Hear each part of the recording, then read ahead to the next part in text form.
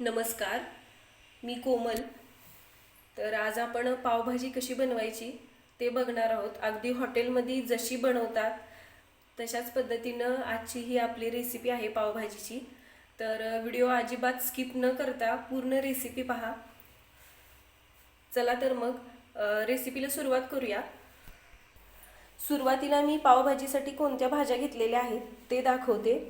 इथं मी बीट घेतलेला आहे, वाटाणे घेतलेले आहेत, बटाटा घेतलेला आहे, फ्लॉवर आहे आणि शिमला मिरचीसुद्धा घेतलेली आहे. तर हे सगळं मी स्वच्छ पाण्याने धुवून घेतलेलं आहे सुरुवातीला. अगदी झटपट तयार होणारी ही रेसिपी आहे. तर नेहमी आपण हॉटेलमधून वगैरे मागवून पावभाजी वगैरे खातो. तर हा व्हिडिओ बघितल्यानंतर सहसा कोणी असं मागवायला जाणार नाही, कारण की अगदी सोप्या पद्धतीनं मी आजची रेसिपी दाखवणार आहे. चला तर मग रेसिपीला सुरुवात करूया. तर इथं मी कुकर घेतलेला आहे, तो गरम करायला ठेवलेला आहे. तर सुरुवातीला आपण भाज्या शिजवून घेणार आहोत. कुकर गरम झालेला आहे. तर कुकरमध्ये सुरुवातीला थोडंसं तेल टाकून घ्यायचं. तर बऱ्याच ठिकाणी ज्यावेळेस पावभाजी बनवली जाते तर तेल वगैरे टाकून भाज्या परतून घेत नाहीत, डायरेक्ट त्या पाण्यामध्ये शिजवून घेतल्या जातात. तर तसं न करता थोडंसं तेल टाकून ह्या ज्या आपण भाज्या घेतलेल्या आहेत, म्हणजे वाटाणा वगैरे बटाटा आहे, तर ते आपण तेलामध्ये फ्राय करून घ्यायचं, म्हणजे भाजीला सुद्धा छान टेस्ट येते. त्यासाठी थोडंसं मी तेल टाकून घेतलेलं आहे कुकरमध्ये. तेल व्यवस्थित गरम होऊन द्यायचं आहे.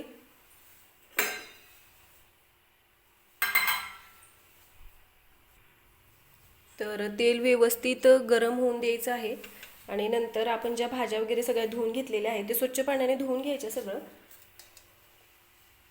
तर तेल गरम झाले, मी सुरुवातीला बटाटा टाकून घेते तेलामध्ये.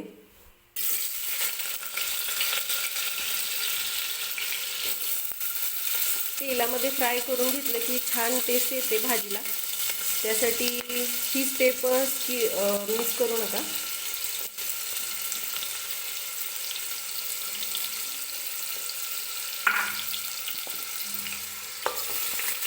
बटाटा टाकलेला आहे, फ्लॉवरसुद्धा टाकून घेते मी. म्हणजे सगळ्या भाज्या एकत्र टाकून आपल्याला फक्त तेलामध्ये 1-2-3 मिनिटासाठी परतून घ्यायच्या आहेत. शिमला मिरची टाकून घेते.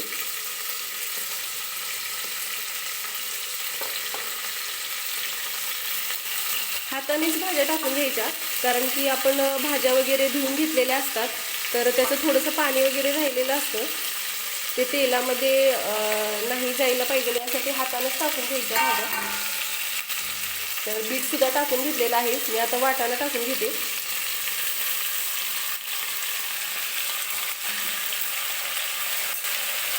आणि व्यवस्थित तेलामध्ये 1-2-3 मिनिटासाठी मी परतून घेणार आहे ह्या भाज्या.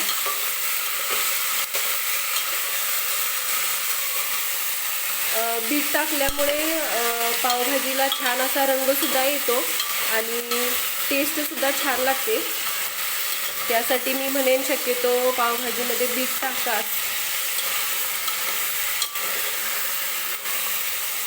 तर 1-2-3 मिनिटासाठी ही आपल्याला ह्या ज्या भाज्या आहेत ते तेलामध्ये अशाच परतून घ्यायच्या आहेत.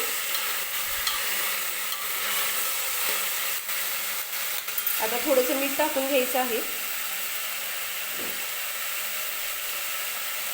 खूप जास्त मीठ टाकायचं नाही, कारण आपण नंतर भाजी बनवल्यानंतर सुद्धा मीठ टाकणार आहोत.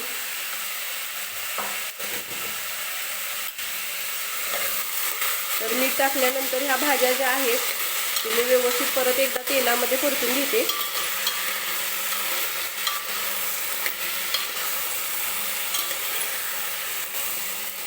बीटामुळे भाज्यांना खूप छान रंग येतो, तुम्ही बघू शकताय. अगदी गुलाबी रंग दिसतोय भाज्यांना.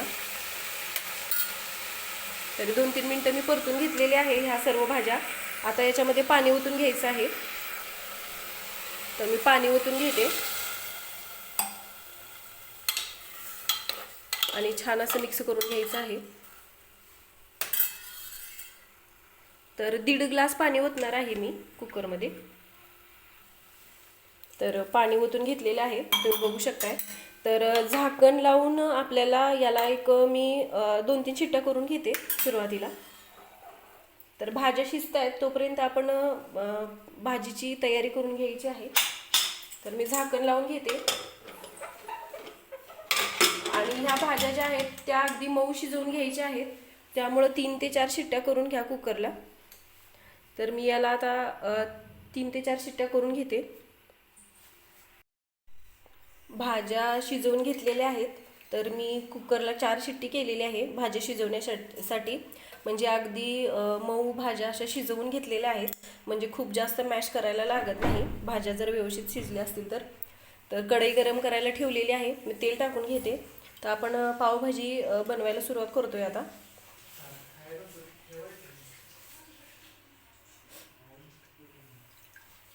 तेल टाकून घेते मी.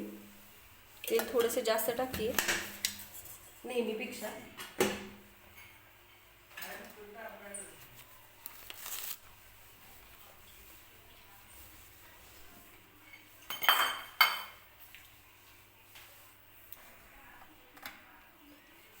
तेल गरम होतंय तोपर्यंत मी पावभाजी बनवण्यासाठी आणखीन काही तयारी केलेली आहे. तर काय काय घेतलेलं आहे ते मी दाखवून घेते. तर बारीक कांदा चिरून घेतलेला आहे. तर शिमला मिरची घेतलेली आहे, ती सुद्धा आपल्याला पावभाजी बनवताना लागणार आहे. तर थोडीशी शिमला मिरची आपण भाज्या शिजवताना टाकली होती आणि आता थोडी फोडणीसाठी लागणार आहे. तर बारीक चिरलेला टोमॅटो आहे आणि कोथिंबीर सुद्धा घेतलेली आहे मी. तर टोमॅटो थोडासा जास्तच टाकायचा पावभाजीला, कारण की असा आंबटपणा थोडासा आला की पावभाजी जी आहे ती खूप छान लागते खायला. तर मी 2 टोमॅटो घेतलेले आहेत बारीक चिरून आणि आलं लसणाची पेस्टसुद्धा मी बनवून घेतलेली आहे पावभाजी बनवण्यासाठी. तर तेल गरम झालेलं आहे, तर आता आपण कांदा टाकून घेऊया सुरुवातीला.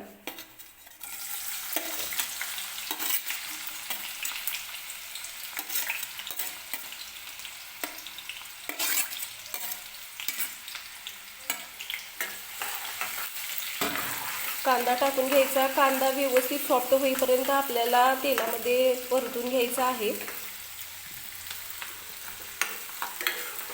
तर मी नेहमी सांगते कांदा लवकर भाजावा यासाठी कांदा भाजताना थोडंसं तेल टाकायचं, मीठ टाकायचं. तेलामध्ये मीठ टाकायचं म्हणजे काय होतं की कांदा लवकर भाजला जातो, त्यासाठी थोडंसं तेलामध्ये मीठ टाकायचं आहे आपल्याला. तर हे बघा, अगदी थोडंसं मीठ टाकते मी, म्हणजे कांदा जो आहे तो व्यवस्थित भाजला जाईल आणि लवकर भाजला जाईल यासाठी.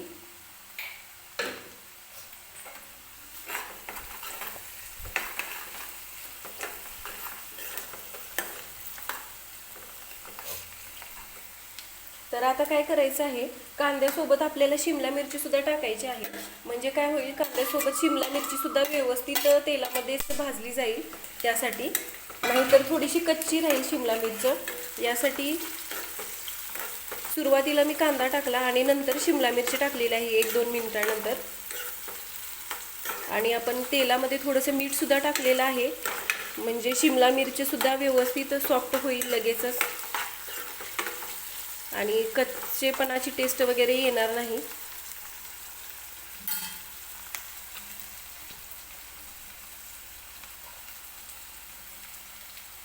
तर बाहेरून पार्सल वगैरे आणून पावभाजीचं खाण्यापेक्षा घरगुती पद्धतीनं आपण जे पण जेवण बनवतो ते केव्हाही चांगलं खाल्लेलं. म्हणजे आपण ज्यावेळेस बाहेरून काहीतरी मागवतो त्यावेळेस आपल्याला माहिती नसतं की म्हणजे ते कशा पद्धतीनं बनवलेलं वगैरे आहे. तर आपली मुलं वगैरे खात असतात, त्यासाठी शक्यतो म्हणजे घरीच बनवण्याचा प्रयत्न करा. केव्हा तरी ठीक आहे, पण मला शक्यतो घरीच बनवलेले पदार्थ आवडतात आणि आपली मुलं वगैरे खातात. त्यासाठी आपण घरी ज्यावेळेस बनवतो एखादा पदार्थ त्यावेळेस आपण पूर्ण काळजी घेतलेली असते, किंवा प्रत्येक पदार्थ आपण स्वच्छ वगैरे करून घेतो. भाज्या वगैरे असतील किंवा आणखीन काही असेल ज्यावेळेस आपण एखादा पदार्थ बनवतो. पण बाहेरून ज्यावेळेस एखादा पदार्थ आपण आणतो त्यावेळेस आपल्याला माहिती नसतं ते कशा पद्धतीने वगैरे बनवलेलं आहे. त्यामुळं मी तर सांगेल की शक्यतो घरीच पदार्थ म्हणजे जे पण आपल्याला खायचं आहे ते बनवण्याचा प्रयत्न करा. आणि मी ज्या रेसिपी बनवते त्या शक्यतो साध्या आणि सोप्या पद्धतीने सांगितलेल्या आहेत, त्यामुळे व्हिडिओ वगैरे स्किप न करता पूर्ण रेसिपी पहा, म्हणजे बनवायला सुद्धा सोपा जाईल तो पदार्थ. आणि जरी काही समजलं नसेल रेसिपीमध्ये किंवा काही तुमच्याकडून मला सजेशन वगैरे सांगायचे असेल तर प्लीज मला कमेंट बॉक्समध्ये सांगा, किंवा तुम्ही कशा पद्धतीनं हा पदार्थ वगैरे बनवता ते सुद्धा सांगू शकता. म्हणजे मी नक्की ट्राय करेन त्या पद्धतीनं नेक्स्ट टाईम तो पदार्थ बनवण्याचा. तर व्हिडिओमध्ये काही चुकत जरी असेल एखादा शब्द तरी समजून घ्या, पण मी रेसिपी नक्कीच सोप्या पद्धतीनं सांगते, त्यामुळं तुम्हाला बनवायला सुद्धा सोपी जाईल प्रत्येक रेसिपी. तर हे बघा, कांदा हलकासा सॉफ्ट व्हायला लागलेला आहे आणि शिमला मिरची सुद्धा छान अशी तेलामध्ये परतून घेतलेली आहे आपण. तर आता मी टोमॅटो सुद्धा याच्यामध्ये टाकून घेते.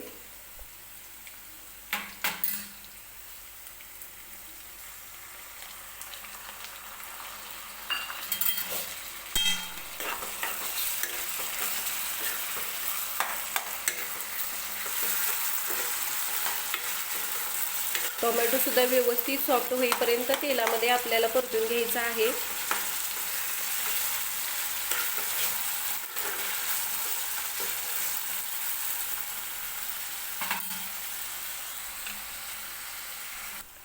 तर भाज्या जे आपण कांदा वगैरे आहे ते तेलामध्ये असं भाजून घेतोय.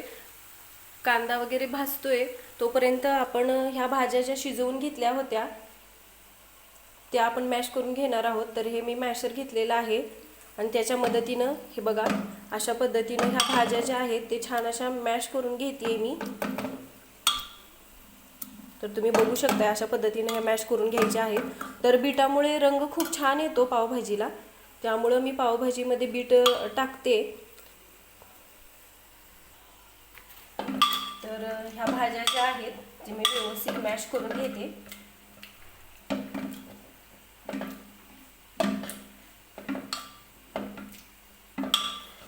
मॅशर जर नसेल तर आपली कालवणाची जी पळी असते त्याच्याने सुद्धा मॅश करून घेतल्या भाज्या तरी चालतात, कारण की आपण कुकरला शिजवून घेतलेल्या असतात भाज्या. मग खूप जास्त आपल्याला काही असं मॅशरच असावं लागेल आणि त्याच्यानंच मॅश करावे लागेल असं भाज्या असं काही नाही. तर आपल्याला ज्या पद्धतीनं सोपं पडेल त्या पद्धतीनं आपण भाज्या मॅश करून घ्यायच्या आहेत.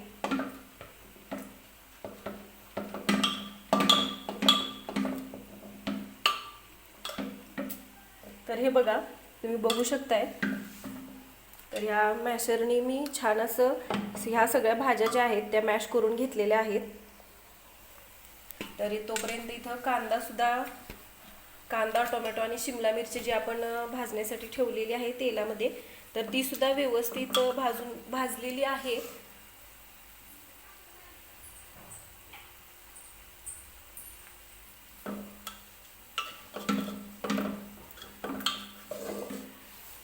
तर आता आलं लसणाची पेस्ट टाकणार आहे मी. आलं लसणाची पेस्ट करून घेतली होती मी.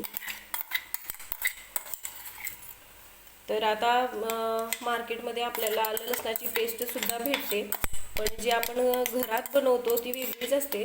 तर ती पेस्ट काही जण बाहेरून आणून वापरतात काही पदार्थांमध्ये. तर मला तर ते म्हणजे बरोबर वाटत नाही, कारण की आपल्याला माहिती नसतं ते कधी बनवलेलं आहे वगैरे. त्यामुळे मी शक्यतो सगळं घरीच बनवायचा प्रयत्न करते. तर मी आलं लसणाची पेस्ट टाकून एक 3-4 मिनिटासाठी परत हे कांदा वगैरे तेलामध्ये परतून घेणार आहे, कारण की लसणाचा आणि आल्याचा जो कच्चेपणाची टेस्ट असते ती जायला पाहिजे आहे. त्यासाठी व्यवस्थित आलं लसूण टाकल्यानंतर सुद्धा आपल्याला कांदा वगैरे छान तेलामध्ये परतून घ्यायचा आहे. जर आलं लसूण व्यवस्थित तेलामध्ये परतून घेतलं नाही तर ती लसणाची कच्चेपणाची स्मेल वगैरे येते भाज्यांना, मग ती कोणताही पदार्थ खूप जास्त छान लागत नाही खायला. त्यासाठी व्यवस्थित आपल्याला आलं लसणाची पेस्ट वगैरे टाकल्यानंतर कांदा वगैरे छान असा परतून घ्यायचा आहे तेलामध्ये 2-3 मिनिटासाठी. तर रंग किती छान दिसतोय बघा, अगदी कलरफुल असं दिसते सगळं आणि वास सुद्धा खूप छान येतोय भाज्यांचा वगैरे सगळा. तर टोमॅटो वगैरे छान असे भाजलेले आहेत तेलामध्ये. तर आता याच्यामध्ये सुके मसाले टाकायचे आहेत आपल्याला. तर सुरुवातीला मी थोडीशी हळद टाकते. गॅस बारीक करून घ्यायचा मसाले टाकताना, म्हणजे मसाले वगैरे करपू नयेत यासाठी. तर धनेपूड घेते मी. धनेपूड वगैरे घरातच तयार करते. थोडेसे धणे असं भाजून घेते आणि नंतर त्याची पूड बनवून ठेवते मी मसाल्याच्या डब्यामध्ये. मग मला जेव्हा गरज पडेल त्यावेळेस मी ते वापरते. तर धनेपूड टाकलेली आहे मी.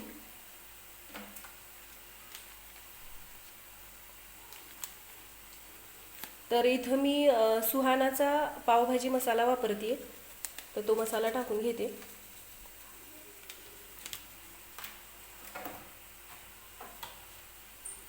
आणि आपलं जे घरगुती लाल तिखट असतं ते सुद्धा मी याच्यामध्ये टाकणार आहे. तर 1 चमचाभरच टाकते मी. थोडासा गरम मसाला सुद्धा टाकणार आहे मी. हा मसाला सुद्धा मी घरीच गरम मसाले जे असतात आपले दालचिनी वगैरे, तर ते सुद्धा व्यवस्थित थोडंसं भाजून घेऊन त्याची पूड बनवून ठेवते. आता ही लाल मिरची पूड आहे ती थोडीशी मी याच्यामध्ये टाकणार आहे. याने काय होतं, म्हणजे तिखट होत नाही भाजी, पण आपल्या पावभाजीला रंग छान येतो. त्यासाठी मी लाल मिरची पूड सुद्धा टाकलेली आहे थोडीशी. तुम्हाला भाजी जर तिखट आवडत असेल तर भाजीमध्ये तिखट तुम्ही तुमच्या आवडीनुसार कमी जास्त करू शकताय. तर हे बघा, मसाले टाकल्यानंतर खूप छान असा वास येतोय घरभर. तर हे मसाले सुद्धा व्यवस्थित आपल्याला तेलामध्ये भाजून घ्यायचे आहेत.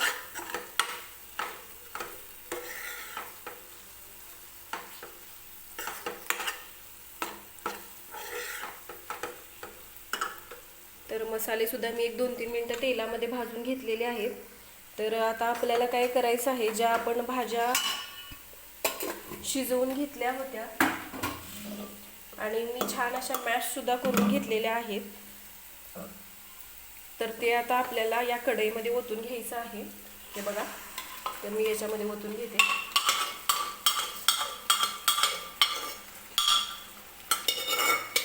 कुकरमध्ये थोडंसं बाजूला वगैरे ज्या भाज्या असं राहिलेल्या असतात तर त्या व्यवस्थित चमच्याने मी काढून घेते.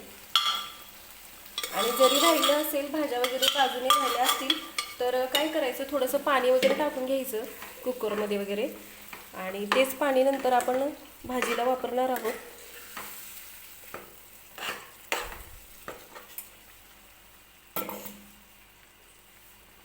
तर मी थोडंसं कुकरमध्ये पाणी टाकते.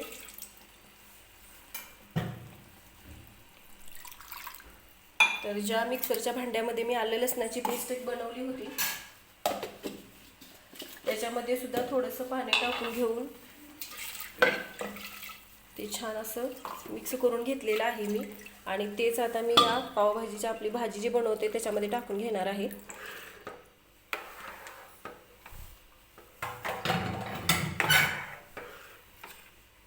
तर हे बघा, किती छान दिसते आपली ही पावभाजी जी आहे ती. तर छान असं मिक्स करून घ्यायचं आहे. आणि आता चवीनुसार मीठ टाकायचं आहे. तर लक्षात ठेवायचं, सुरुवातीला आपण ज्यावेळेस भाज्या शिजवल्या होत्या त्यावेळेस सुद्धा थोडंसं मीठ आपण टाकलं होतं. तर शक्यतो टेस्ट करून टाका, मीठ वगैरे जास्त होऊ नये यासाठी.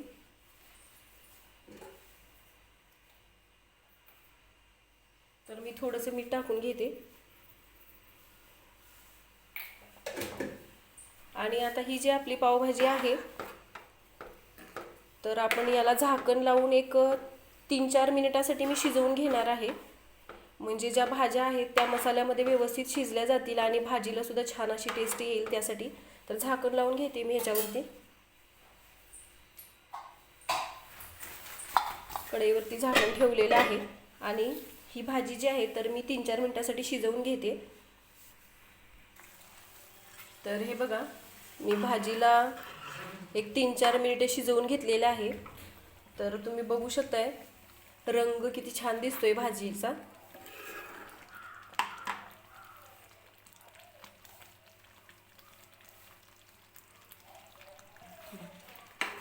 तर हे बघा, भाजीचा रंग किती छान दिसतोय तो.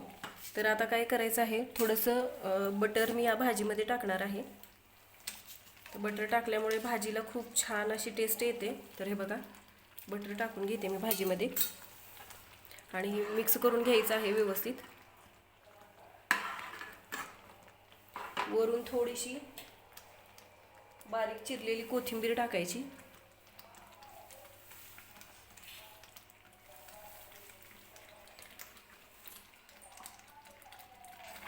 आणि परत व्यवस्थित मिक्स करून घ्यायचं.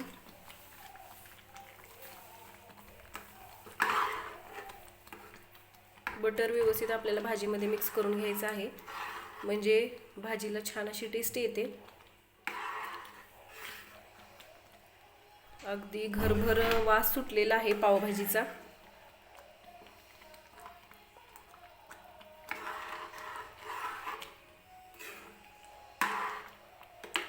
तर तयार आहे आपली गरमागरम पावभाजी. तर मी गॅस बंद करून घेते आणि आता आपल्याला पाव थोडेसे गरम करून घ्यायचे आहेत तव्यावरती बटर लावून. तर इथं मी नॉनस्टिकचा तवा घेतलेला आहे, तर त्याच्यावरती मी पाव गरम करून घेणार आहे. तर सुरुवातीला तव्यावरती थोडंसं बटर लावून घेते मी.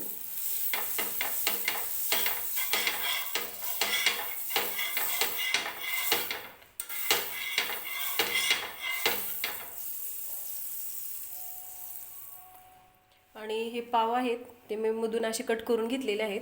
ते तव्यावरती असे ठेवून घेते आणि अशा पद्धतीने पाव गरम करून घेतले की पावभाजी सोबत खायला खूप छान लागतात.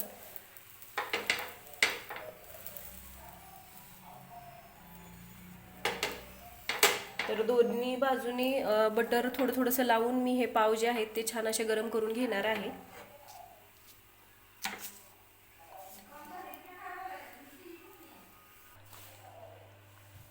तर हे बघा, तयार आहे गरमागरम अशी अगदी टेस्टी पावभाजी. तर तुम्ही सुद्धा अशा पद्धतीनं ही रेसिपी एकदा नक्की बनवून बघा पावभाजीची. आणि व्हिडिओ आवडला तर व्हिडिओला लाईक करा, चॅनलला सबस्क्राईब करा, सोबतच बेल आयकॉन सुद्धा प्रेस करा, म्हणजे मी ज्या रेसिपीचे व्हिडिओज वगैरे अपलोड करते ते तुम्हाला पाहता येतील.